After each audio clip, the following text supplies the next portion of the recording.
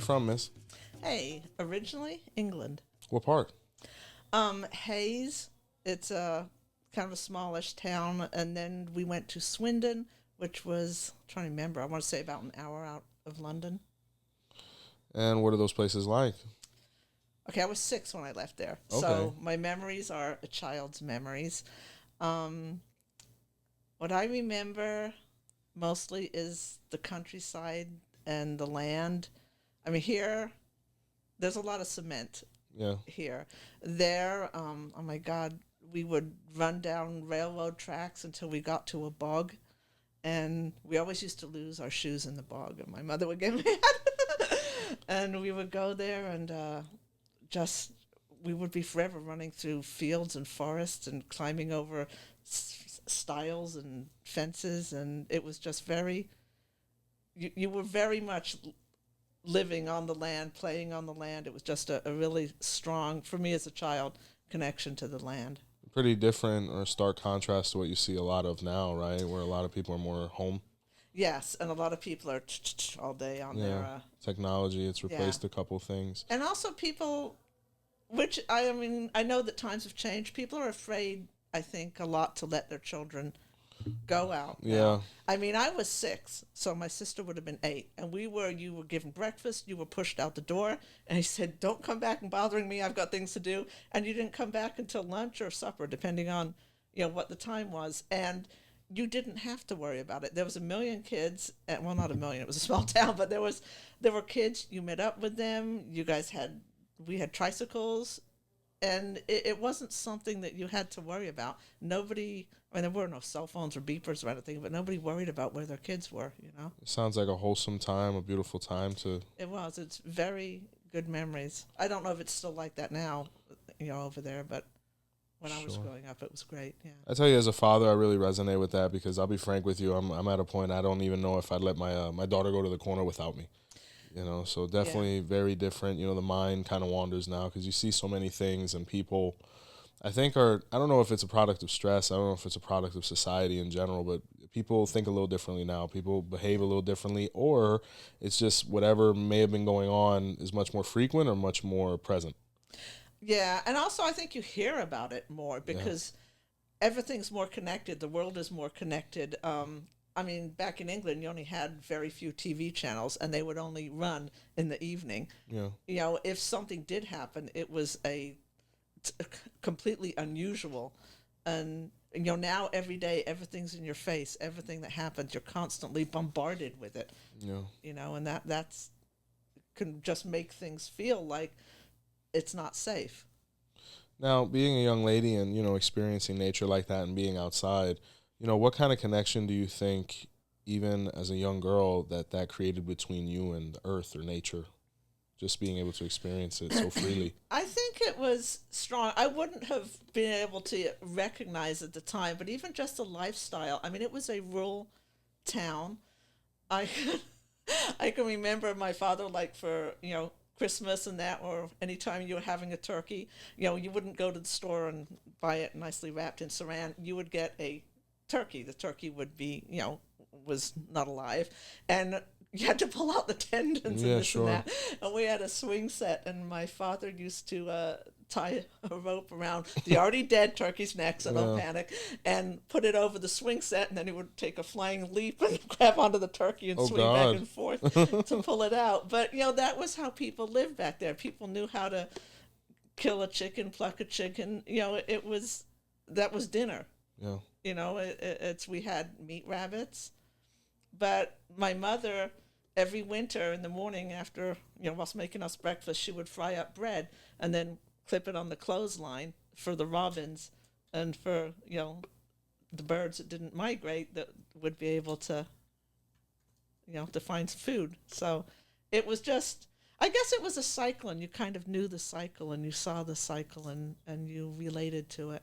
It's very natural, and those are even things I try to, expose my children to, especially my younger ones or even my oldest sons, when I, enter into their life as their step-parent, and I had this practice in this priesthood, animal sacrifice has pretty much been a part of my life since, I got involved, and, just to be able to, it's not necessarily that I want my children to see something, transition. There's not necessarily anything gratifying from that. The gratifying aspect is the appreciation that comes with it, But also the naturalness of it. Everything transitions. Yeah. We will one day transition, hopefully many long, happy, healthy years from now. Ma'am. But one day, everything transitions at some point. And I've had people say to me regarding, Santeria that, okay, they don't like this killing of animals, and they've started, they'll get on your case about it. And this has happened in the lunchroom, a break at work.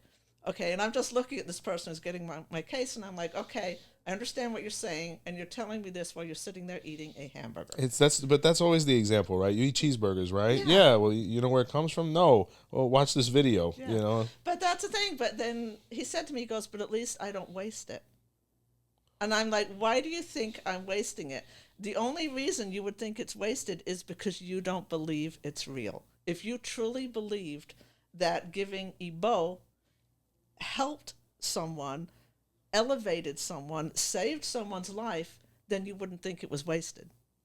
And the only reason you don't mind eating the hamburger is because you've paid someone else to do your killing for you. Oh. Your hands are clean. You paid Publix or the butcher to do your killing.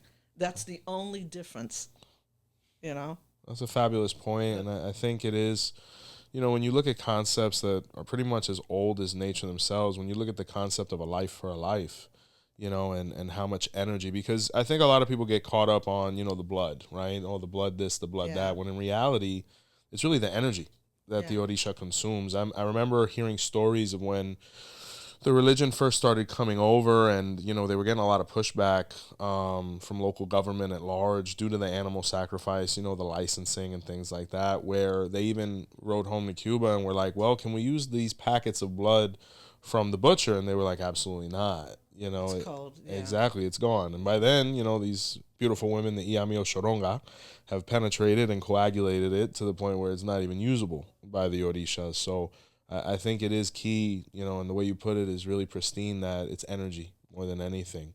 Yeah. Where did you go after leaving the UK? California. Oh. And then when I was 13, we came over here. So that's quite a voyage. Yeah, yeah. I mean, I was a child for, the majority of it, but... What made your parents want to come from the UK to Cali to here, ultimately? My father was offered a job here. That was very good. It was...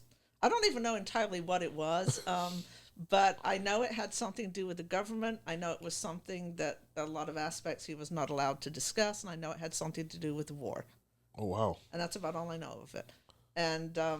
the war ended, the job ended, and he got offered a job here, so we moved here. What war was going on? I would have been Nam, right? I believe. Wow. Yeah. I had a bunch of follow-up questions just go through my head, but you were like, that's all I know. So I was like, there goes that segue. And I don't want to say anything. If I do know something, I'm sure it's something I'm not supposed to discuss about that. Yes, so, ma'am. Yeah, I'd rather not. But I tell you, man, a good Vietnam story, right? But moving right along. When does spirituality become apparent to you? Damn, I'm a really spiritual person. I'm trying to think of when the heck it actually popped into my head. Well, probably when I first got into Wicca, which... What is Wicca, by the way, for those that are ignorant or actually, it's a religion. Yeah. It's a religion that... supports the use of witchcraft. You can be Wiccan but not have to practice witchcraft, and you can practice witchcraft and not be Wiccan. What's the difference, per se? Wicca is a lot more of a religion, but it's more of a spirituality, I think, even than they call it a religion, but really it's more of a, to my mind, a spirituality. Yeah. And then witchcraft? Yeah, I can't say the word in Spanish. Brujeria. Brujeria, yes, ma'am. Yeah, that's a witchcraft. Yeah. So witchcraft is technically a verb. It's something you do. Like, I'm going to run. I'm going to practice. Yeah, it is an act. It is bending energy, manipulating energy to change a situation or an outcome. But it's not... so you're physically doing something. So not everybody that's in Wicca necessarily is doing certain things, right? I mean, most people do. I'm trying to think of somebody I've met in it that doesn't, but most people do. And a lot of it's done as a group. Okay.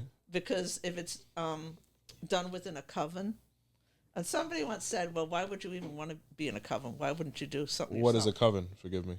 It is a group of people that have the same belief that practice together as a whole. Okay. And that as a whole is important because it's almost like a hive mind. You develop an energetic connection to the people that you work with, and there are usually extremely close ties and friendships that develop within the coven because you get that group working. And it's like you drive a car, yes? Yeah. Could you go out and pick up your car? Not alone, presumably. Exactly, not alone. If you had however many, 10, 15 people with you. We'll make it budge for sure. Yeah, so that's one of the differences between working in coven. You have a lot more oomph behind what you're doing.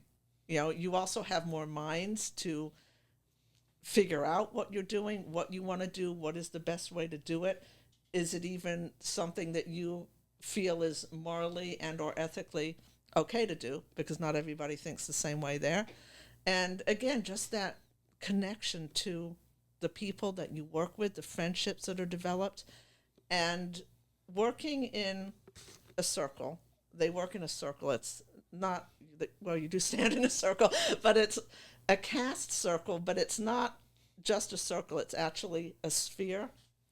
And what you do is it creates a place that exists just slightly outside of time. And like I said, it's a sphere. So you have where you are, which is one world, an upper and a lower. So it's almost like the spirit world is there. It's not like, okay, in Santeria, full-on possession. Nothing like that. But it is a definite altered state of consciousness.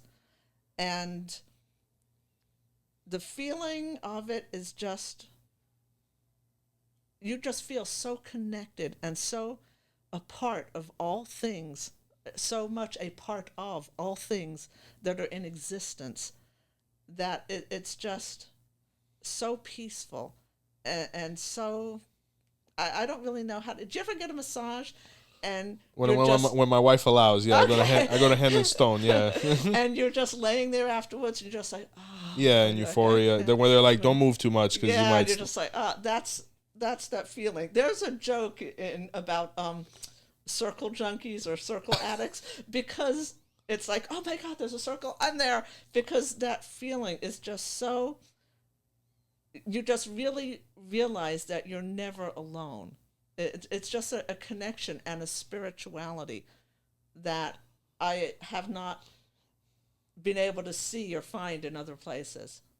I tell you, you've kind of blown my mind because, especially people who, things like that might seem so foreign, coming from an Afro-Latin community. You hear things like Wicca, your first impression is, something being watered down or something being invented, right? Because, you haven't experienced that. But when you hear the terms in which you put it, it's pretty much what we do within anything esoterically. When you talk about the sphere, you talk about the circle and the coven and all these things, it's basically a standing seance to a certain degree, if I'm not too mistaken. Just the exchange of energy, the creating of that space, that metaphysical space.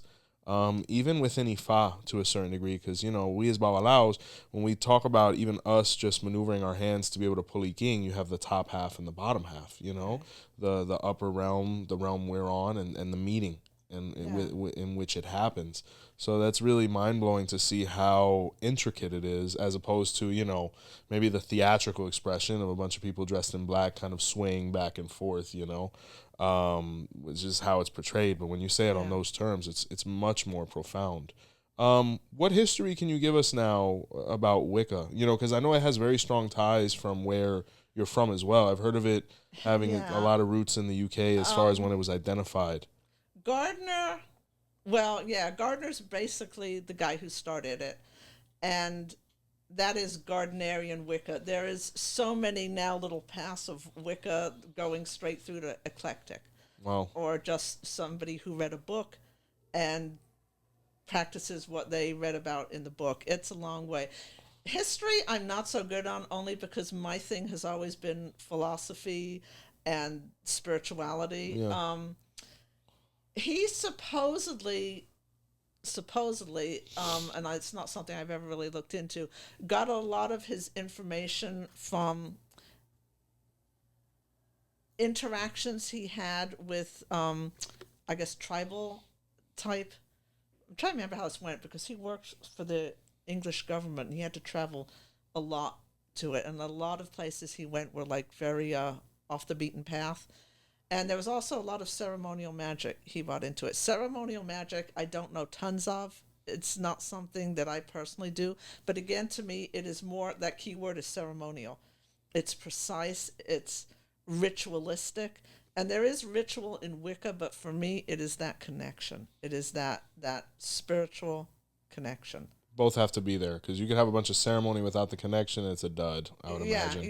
Yeah. But for me specifically, that's my thing that I have always needed in anything that I personally would follow or do. I need to have a relationship with whatever it is I'm working with, whether it's an energy or a personification of an energy that's been given a divine name, whatever. I need that connection. Absolutely. Now, is there a formal initiation process? Do you have to be brought in by somebody? Not by somebody, but they don't recruit. You have to run across one, which is pretty easy to do. Go to a metaphysical shop. Yeah, especially nowadays, where I'm sure it's yeah. much less scrutinized. Yeah. And you just go to there, and then you would have to ask somebody there, ask them, then get in a conversation with them and just say, I would love to be involved. Do you have open courts? And go to that. There are a couple places online. I'm trying to remember how to... I can't spell it. Mandragora Magica. And I cannot spell that. But he actually has a list of running covens in different states. Oh, almost like a directory. If you actually wanted to find a coven, you could go onto his website. It's quite a plant, the mandragora. It's quite to be associated with the screaming root, right? Yes, yes. Nice. So the mandrake, yeah. And he spells magica either with a K or with a CK. I cannot remember which, but he is, it's a good site to look to find that. But then you would go, some covens dedicate into the covens, some do not. You just go straight into outer court, and you would learn the outer court mysteries. And that generally takes just a little over a year, though it can take longer depending on how much you're picking up, and also you have to get on well with everybody there, because again, you've got that group mind. You have to be able to fit into that. And then you would get first degree initiation. Then at some point, at least a year, usually quite a bit longer, you would get second degree. And then third degree initiation would be if you were going to hive off and make your own coven. Wow, it's almost similar. I mean, I'm not sure they pulled it from each other, probably not, but you even look at Master Masons when they reach their third degree. That's when they're kind of independent within the organism, from what I can tell. There was something I'd love to tell you. I can't, because I don't think Masons would like it, and I know the Wiccans wouldn't, but sure. Ask me off the air and I can tell you. Absolutely, but it is interesting, the symbolism of the number 3 there, and once again, mind-blowing to understand that there is an initiation process, and yes. Before I get even further into your background within it, are you noticing now with technology and, a lot of self-initiation, I guess, trends that are going on, do you notice that a lot of people are moving too quickly or aren't going through the proper processes, and what negative outcomes can come from that? I guess I find that a lot of people... It's a pretty popular thing now. Like, hey, I'm a Wicca. It is. Yeah. And you're like, oh, what is that? Yeah. I'm trying to think. I don't want to... Like, a lot of people will watch videos. They'll go to TikTok, they'll go to whatever, and they'll see something, and they don't understand it. They don't... And a lot of people take what they've heard, okay, the rule of 3, the read, stuff like that, again, without understanding it, and without... Okay, we don't have the 10 Commandments. It's not a commandment. It is an example of a recommendation of how to live if you want to live in the best way you can, the easiest way you can. Okay, if you're gonna go around cursing people, you're gonna have a lot of people that don't like you. Of course, Life like in is not anything, gonna be yeah, as good. yeah. You know, and not only that, especially once you're into the craft, if you start throwing curses back and forth at people, nobody is gonna win that.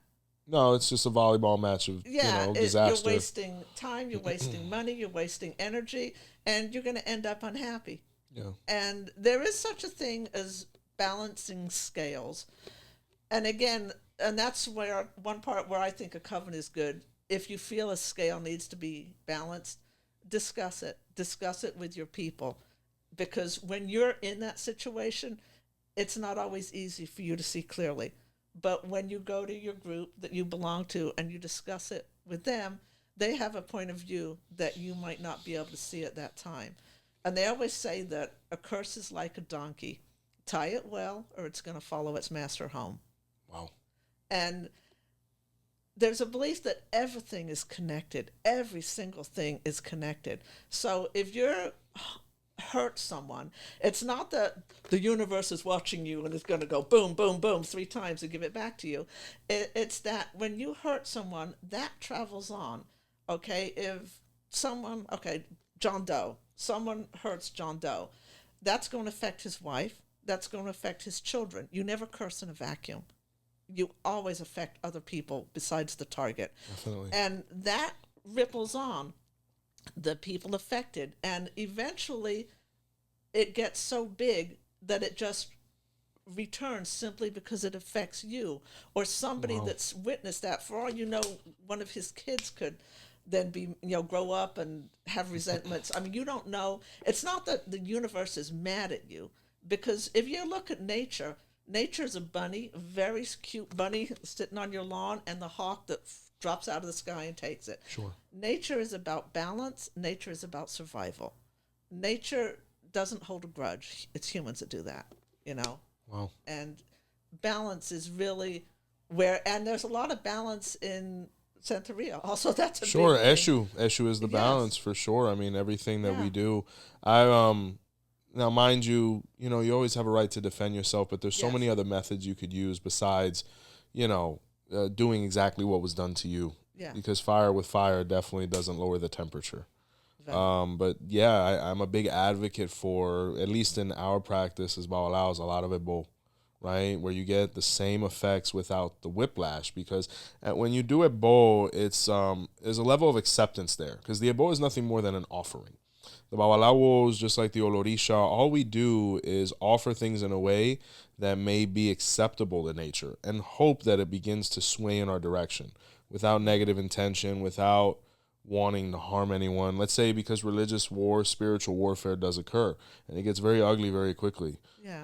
So what we're trying to do is find a medium point where you're able to defend yourself, but also not necessarily try to directly affect someone else in a negative context. So what you're saying is really in line with Ifa, and it makes a lot of sense because these are all nature-based, spiritualities and philosophies. It's like you say, the rabbit, the hawk, the balance, right?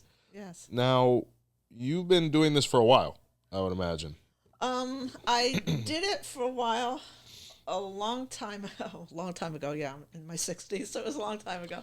And the coven I belonged with at that time, one of the elders there, her husband passed away, and she moved out of the state and moved in with family in another state, and so the coven went dark, so it was closed. And at that point, I got very involved with with traditional witchcraft, which again, it's just other people's names for things, but it's a bit different. But it's a European form of craft, and it has a lot of shamanic undertones. It's extremely relationship based, which again is I love. Yeah. So that worked for me, and then I moved up here. And the ear does not pass the head. Yes. So I made 𝘃𝗶𝗃𝗃. Absolutely. And I missed I missed working in a coven. I missed witchcraft. I went to my godparents and asked their blessing to look into joining a coven. And sure. I have to tell you, all my Orisha path has been so heavily witchcraft. I mean, I am 𝗃𝗶𝗱𝗲𝗍. Oh, like us, yeah. Yes. Yeah, So the vulture, yeah. Yeah, that's super craft related. Yeah, she was all craft, you know. Yes, and my Ogun, which is interesting. I was learning how to. The chamalangas. The chamalangas, Okay, yes, I ma'am. was learning how to use those, and I'm Nice. just asking him questions and this and whatever. Yeah. And I'm like, okay, so I'm going to close now. It's like, no. You want something else? Yes. And now I'm stuck because I'm like, what the hell else does he want? And I'm sitting there, and I turn my head, and my cauldron was sitting against the wall. And, The Wicca one. Huh? The Wicca one. Yes. Right? Okay. And it had all sorts of rune staves on it. It was, it was about this tall, and it was about this much fill with ashes of and remnants of old workings that have been done in it. Wow. And I'm just looking at it, and I'm like, oh God, please don't ask me for that. I really like it. I'm attached to that. Yeah. And I couldn't say no at that point. And I'm like, do you want me to clean it out? And the answer was no. And I'm like, no. And I'm like, okay, do you want me to wash all this stuff? I'm like, no. And I didn't know what to do. And I went to my godfather, and I told him, Ogun wants my cauldron with all the spells and everything in it, and rune staves on it. And he goes, Ogun doesn't take witchcraft cauldrons. And I'm like, I know. I'm like, but I don't know what to do because he asked for it. And he goes, he said, let's ask Rula. So he thought his chain, ching, ching, ching, ching, just that. He looks at it and he goes, give him the cauldron. Yeah, right. And the same thing happened again with Ogun. He wanted my 𝗃𝗻𝗍𝗃, which is the knife we use. Wow. And so he took that. But it's like so much of this has been witchcraft related. And my godfather did always encourage me. He said, when I moved up here and then COVID hit, so basically I made no friends here. I was stuck in the house. Sure. And I kind of became hermit-like, which was not good. And he told me, he said, you cannot stop being who you are just because you made 𝗃𝗍𝗃. He goes, this is who you are. This is who your crown is. This is in your, when I did the misa, I have a witch spirit that walks with me. He goes, you can't just keep trying to not be yourself. Correct. And he really encouraged me, Nice. in that respect. And so I did get their blessing, to go forward with this. And he goes, but he goes, it's not just our blessing. And I'm like, I know. Gotta ask Oshun. Yeah, right. And I took 45 minutes the night before. Well, 𝗃𝗃𝗏𝗃. Yes, ma'am. Of course. 𝗃𝗃𝗏 had done a lot of work with me, helping me to develop a relationship with Oshun, because that was something, was a different way of how I would work in Wicca, and I was having a hard time getting a relationship going with her. Yeah. 𝗃𝗃𝗏 was very, very helpful. No, fabulous professional in for that. sure. Yeah, it was amazing because I only saw her as far as the 𝗹𝗶𝗸𝗲, and so I had contacted her. I said, I'm Crown Oshun. I wanted to work on the spirituality. So we FaceTimed, and we were like maybe 10 minutes into a conversation, and she interrupts me, and she goes, what's your relationship with Oshun? And I'm like, she's my crown. And Eddie's like, yes, I know, you said in the email, what's your relationship with her? Yeah. And I said, non-existent. She goes, that's where we need to start. I mean, she knew, like that. She picked it up. Yeah, and she's a big fan of Oshun children. She comes from a long line of them, if I recall, her grandmother, etc. So she's prone to working with us, Yeah. Now, that is interesting because, Orisha is not meant to interrupt. Orisha, even though it can obviously represent a huge role in our life, being, the head and all these things, but at the same time, what really sold me on Orula and the Orishas is that they're not jealous. They're not greedy with us. We're here to fulfill with them. And however our experience is with them could be different based on our Ori or our path, right? You have some people who crown and Orisha is all they do. You have some people who do Ifa and Ifa is all they do. Yeah. You have other people such as yourself that might have a huge, relationship with Wicca. And even though you fulfilled with her, there's still a lot of practice that you can do over there. Yeah. A lot of, to be frank with you, even though it's not socially acceptable now within our culture, even though some brothers choose to apply it or not, a lot of the 𝗃𝗏𝗍𝗃 that came over from Nigeria to Cuba originally got scratched after doing Ifa, just to be able to keep the traditions alive. Once things kind of balanced out, then it was like, no palo after Orisha or Ifa, etc., which is more of a social norm than an actual dogma. Yeah. So, a lot of people such as yourself or others have been like, hey, is this the right thing? Like I know brothers that did masonry after becoming 𝗃𝗏𝗍𝗃s, that became 𝗃𝗏𝗃s after becoming 𝗃𝗏𝗃s, and things have gone just fine for them. You kind of have to analyze what works for you. And if it works, it's really not debatable. Yes. You know, and I noticed that there's two very, different schools of thought on that, where either people are vehemently against it or people are, more relaxed and base it on results. Because in reality, they all kind of work auxiliary to each other. There's no reason for them to interrupt each other. So that's a good point to bring up, because there's a lot of people with those questions like, am I doing something wrong? Am I betraying anything? Am I going to be punished? And these are all things that, like you said, humans feel this. Nature doesn't necessarily. So now, when did you first hear about Santeria? You said when you moved up here. Well, that was when I was first presented with Mom, I got into Santeria. I'm crowning 𝘃𝗶𝗱𝗏. I need you to crown. What? Awesome, wow. But I mean, from the age of 13, up until in my, in my 50s, I mean, when I moved up here, I lived down south. You can't live in South Florida and not know. What part of South Florida are you living in?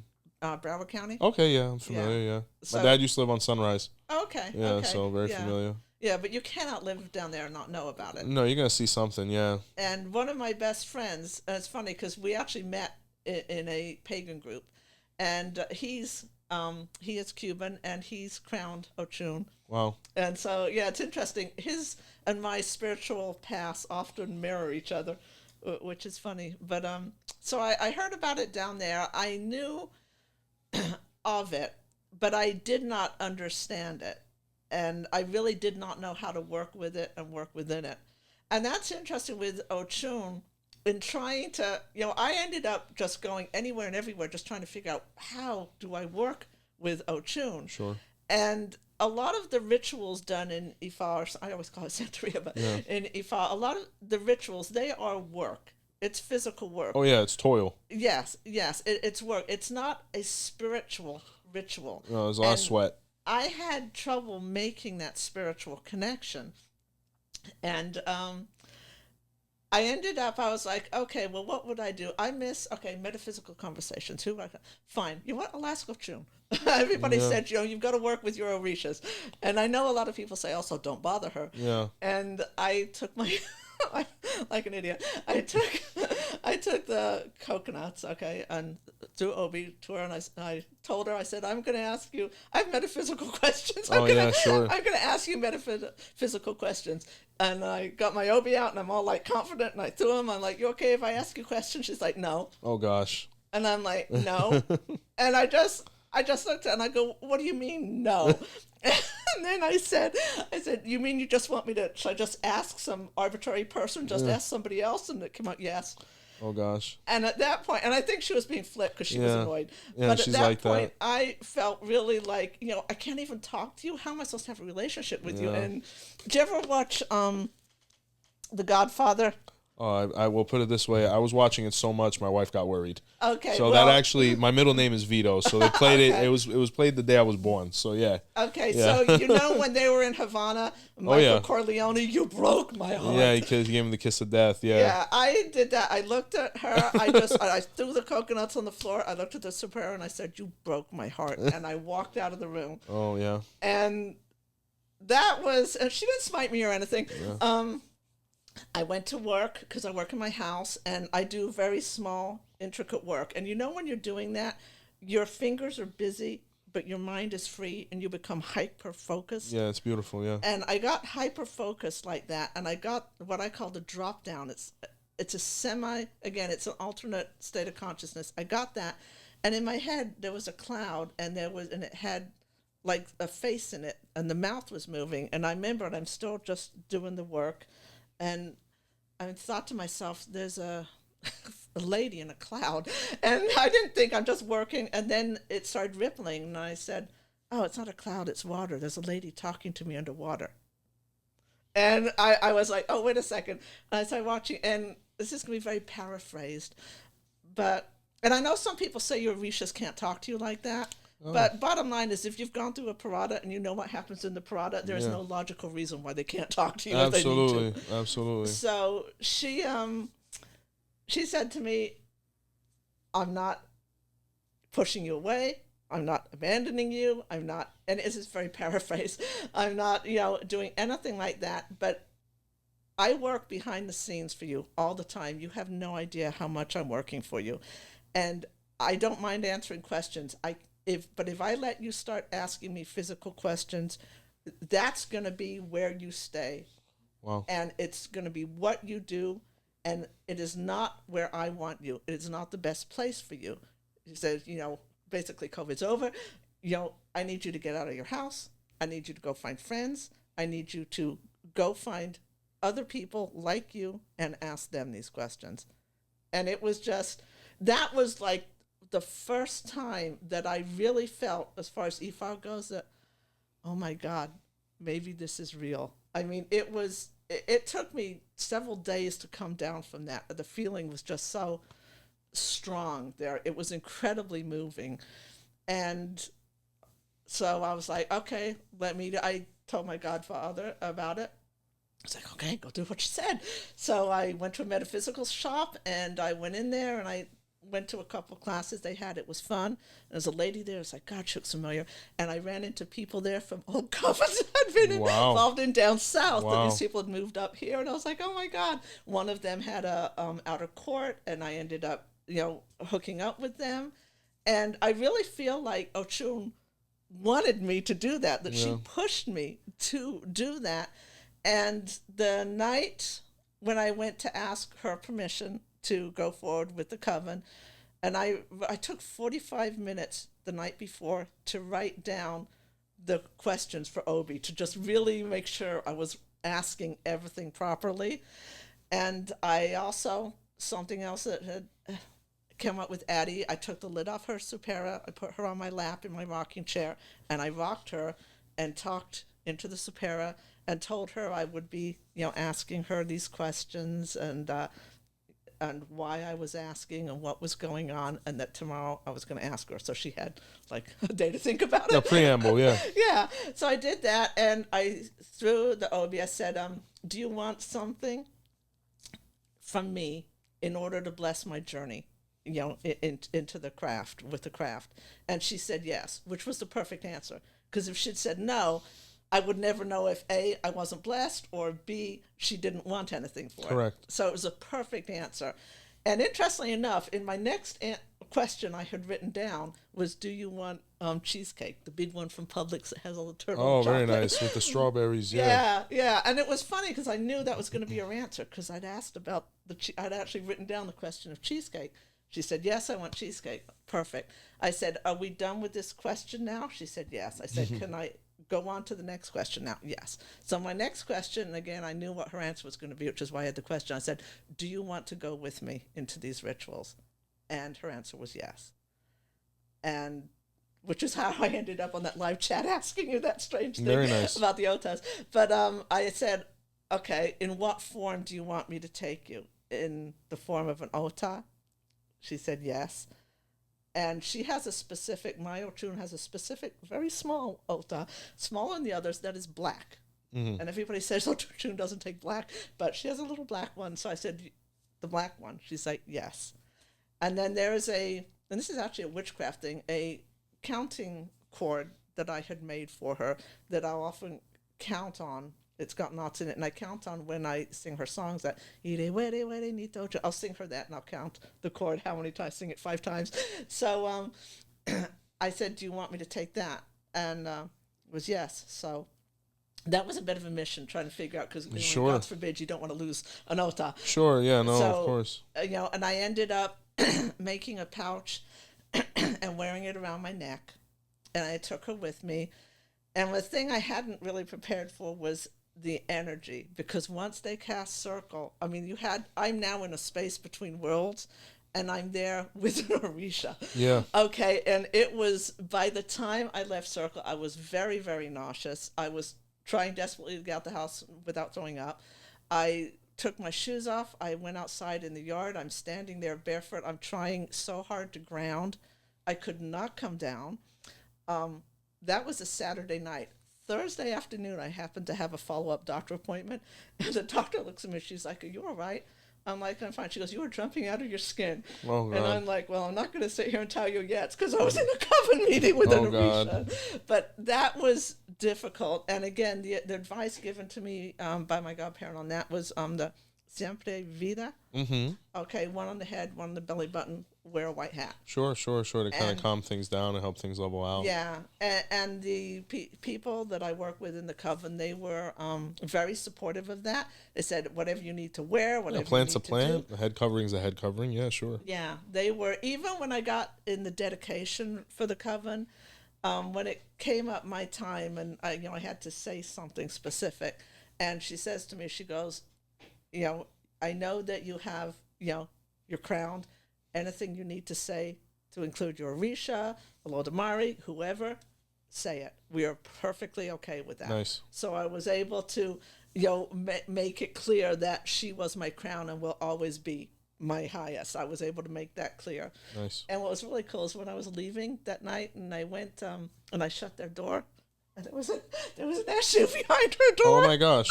So yeah, we're all over the place. Yeah. I tell you, and that's why I say Ifa is everything, and everything is in Ifa, but not everything is Ifa. And what I mean by that is, all of these concepts are within our, philosophy. However they manifest, it can be anything from a coven to, maybe a ceremony in a Buddhist temple, what have you. Yeah. The concepts all really are congruent. Now, so you crown, you're doing all these things. What goes through your mind when your son is like, hey, I'm going to become a 𝗷𝗸𝗶𝗏? What was that conversation like, and what have those steps been like since? My first thing was, I was thrilled that he had found something that he believed in, something that could give him support, something that he could fall back on in times of need, for questions. You're not going to always come to your mom and your dad with every little problem. Of course. Something that he could talk to. I was just really, really thrilled that he found something that he could believe in. Wow. And I'm actually very, very proud of him that, these, as you know, these... It costs a lot of money to do that stuff. There's a lot of things involved. There's a lot of animals, yeah. There's a lot of people. He made 𝗃𝗏𝗏𝗏, and then he told me when he made 𝗃𝗏𝗏𝗏, he actually did the year in white and everything. Yeah, like me, nice. And he said, he goes, as soon as I come out of my 𝗃𝗏𝗏𝗏 year, he goes, I'm gonna make Ifa. And I smiled and I said, oh, okay. And I'm thinking to myself, really, in 1 year you're gonna come up with that much? And he did. And I was so proud of him that he was able to do that. He set his sights on it. He wanted it. He knew it, and he was able to manifest that. And I was just, I was just very proud of him and very, very happy for him. And even like talking to him, I talk to him sometimes, like especially with my issues with trying to develop a spirituality within Ifa, and he tells me things. We've talked about the 𝗃𝗏𝗏𝗏. We've talked about, even we were talking about like the creator, but that is also the creation. The artist is also his artwork. Yes. And that just then brought into it for me. You have, 𝗃𝗏𝗏𝗏𝗏, the creator, and then you have Earth. But no, that's also included. That is also part of it. Yeah, beautiful concept. Part of that which created it. Yeah. So then that brought me back to, we might say Mother Earth, but it was time in the mornings. I pour coffee on the earth in the mornings and feed it, and also my ancestors. But it really, he's helped me see a lot of things like that, just to kind of bring everything full circle for me. No, and that's a beautiful moment because, as parents, we enter into this role of creator. A huge part of who we are is what we've created. Yes. And, not just because he's here watching, fabulous 𝗷𝗏𝗏𝗏 that you created, really competent and somebody who understands the ethical measures that go into the priesthood, not just the process. Yeah. How has your experience been being a white Orisha priestess? The culture there's certain aspects about the culture that have been hard for me. Don't laugh. One of the hardest, I failed. one of the hardest aspects is just me being a whatever Anglo-Saxon white person. I am on time for everything. Yes, ma'am. You are not on Cuban time. Yes. And when I show up at 9 o'clock for How something, dare you? And then it doesn't start till 11 or 12, and I'm just sitting there going. Yeah, absolutely. Yeah. And I've tried to like bring that down because I know that's just a me thing being weird. I do wonder, I find that a lot of tribal religions are much more spiritual than the Anglo-Saxon religions. I mean, the English are generally it's not that they're unemotional, but they hide their emotions. Very refined in that regard. They don't go very reserved. Yes, they don't go into church and emote. Yeah. And I have wondered if back in Africa at some point, if this religion was much more spiritually emotive than how it's practiced now.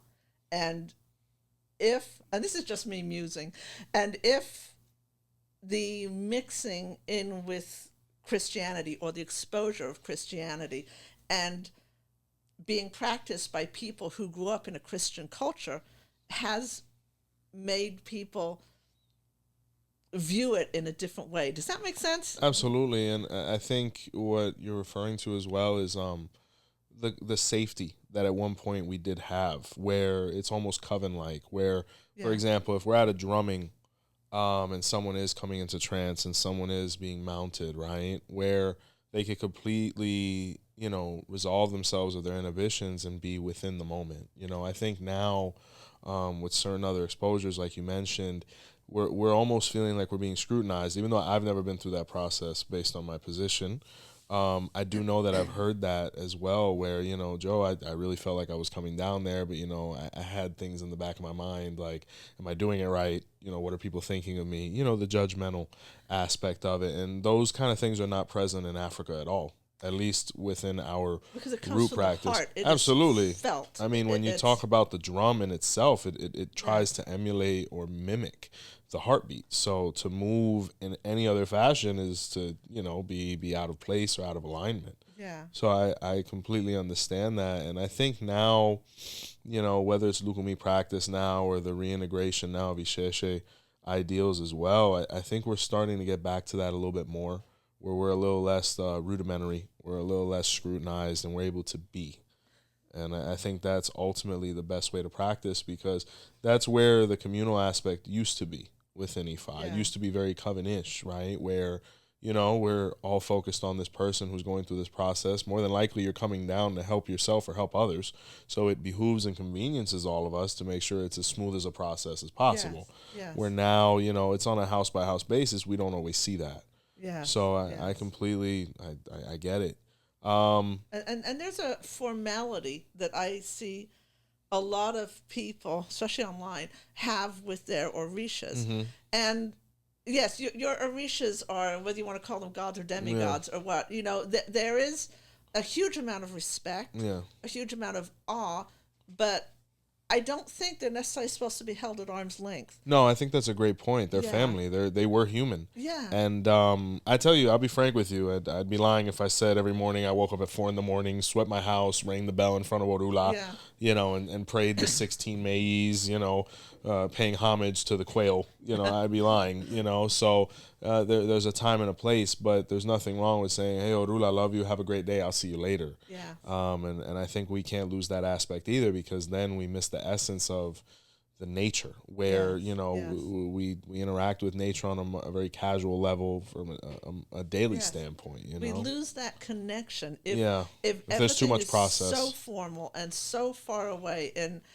so it's almost like you have to take a risk. Yeah, you have to take a. That time when I had the little argument with Oshun when I was sewing the obi, that was taking a risk, but that really just brought us so much closer together.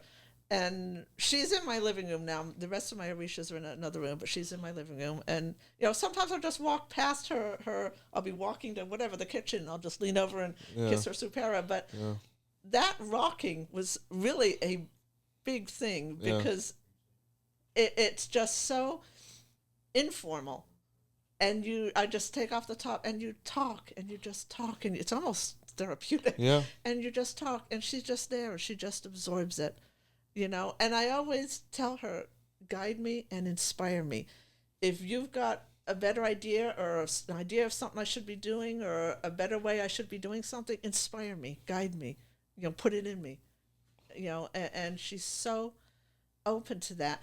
And it was funny because Addie was the one who told me to rock, but about 3 months before I started working with Addie, I had a dream, and there was somebody sitting on the rocking chair in my porch rocking, and I write at night my dreams. I write them down, and I woken up and scrolled, Oshun, rocking, rocking, rocking, blessing, and then 3 stick figure rocking chairs. I had no idea what that meant, and I just kind of forgot about it. And then when Addie said that, and then I was rocking with Oshun, and it hit me, oh my God, that's that dream. Oh. Oshun was telling me, someone in that dream, work with me like that, work with me. A lot of old school Santeras would do that, whether they would get their pot and sit on the mat and do it or on the rocking chair. Yeah. So that's why I'm sure she had seen that growing up as well, and it was a very effective method, you know. It's very intimate. Yeah, It's like if you're taking a child Absolutely. and rocking the child. Absolutely. But I mean, obviously, Orisha's not a child there, but I mean, you are a bride of the Orisha, and in mythologies, a bride or a marriage of any kind always signifies becoming one with. Yes, ma'am. And you are or do become one with an Orisha. You're not always cognizant of that, obviously, but you know, you are now. I don't want to say too much, but you know what I mean. You know what I'm talking about. You interact on a different level. Yeah, but you are one with that. You are part of that now. Absolutely. And to just develop that connection and that spirituality, and you are never without them. Where I am, Oshun is. Where you are, Arula is, and Oshun. Yes, ma'am. You know, where, you know, it's not like, yes, I understand 𝘃𝗶𝗱𝗄 with an ota in it, but wherever I am, regardless of where that 𝘃𝗶𝗱𝗄 and ota are, she is. And that's a real connection to just feel that. And I don't get it all the time. I mean, sometimes, but every once in a while, I get this tiny little glimpse of the magnitude of that.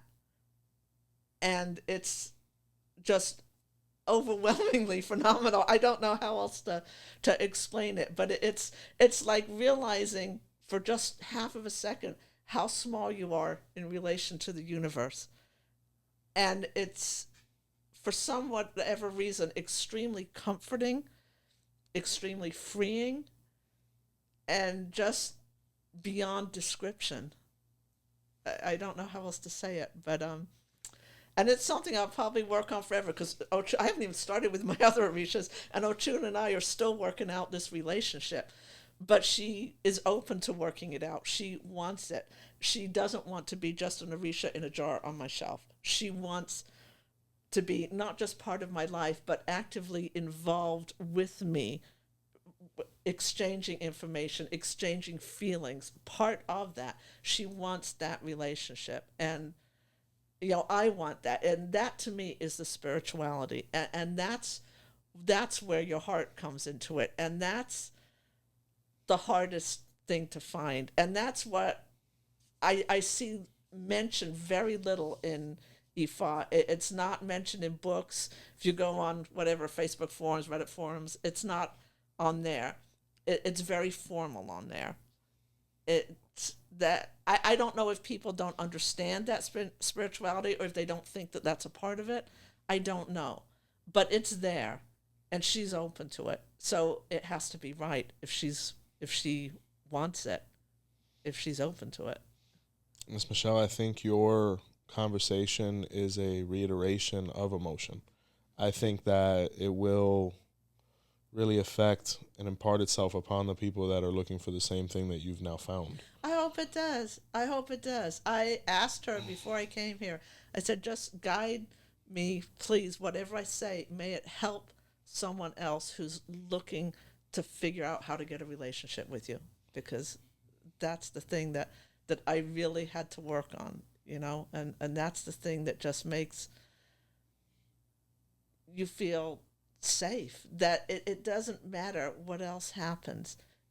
Everything doesn't have to work out perfectly. It doesn't even have to work out the way you thought it was going to, but you will be okay because this is part of you and it always will be.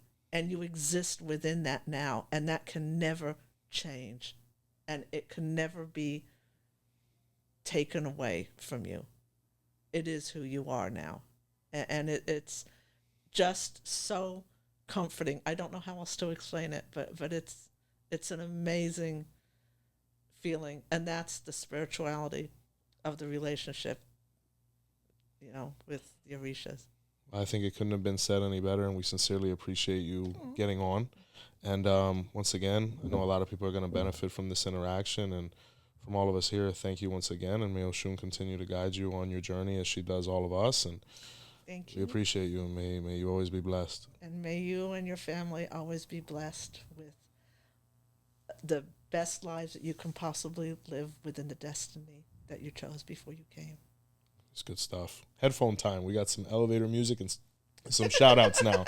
So please go ahead and humor us. And wow, that was headphones. They're right there. Yep. Wait. We have one of our favorite parts of the conversation is to shout out to our memory. That was a banger of an episode. That was as profound as it gets. Wow, that was a great show. Great treat. Those who have watched this, please, before you exit, please make sure you leave a like and a comment. Absolutely. But guys, it's that time. Time to show some love to the people who show love to you and the channel.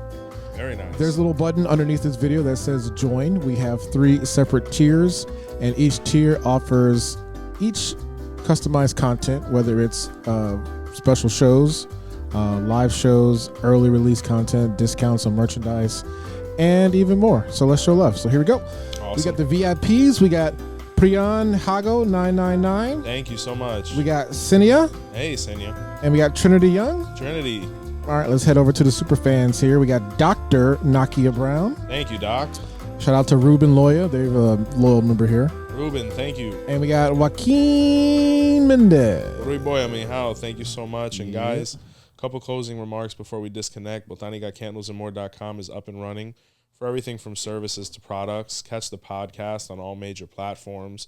Like, comment, share, subscribe. Big thank you from all of us. And until next time, see the light.